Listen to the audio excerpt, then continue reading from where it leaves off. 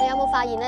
呢幾年最驚青嘅人唔係藍領而係白領，因為 AI 識整 report、執 PPT， 甚至幫老細打埋 email。不過佢點學都學唔識喺現場裝修、拉電線、燒焊。身家12000億港元嘅 AI 教父黃仁勳最近就講咗句震撼全球嘅説話：水電技工同木匠等工人喺 AI 新時代下將會十分搶手。換言之，未來最搶手嘅職業唔係 coding， 而係 building。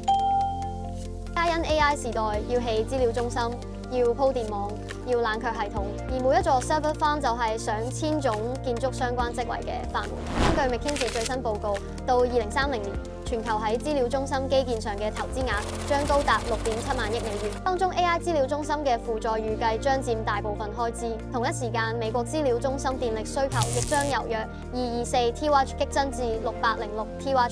大家可想而知，嗰啲依賴人類手工操作以及複雜物理技能嘅藍領崗位將會變得幾咁重要。而呢啲崗位往往唔需要大學學位就有機會突破10萬美元年薪。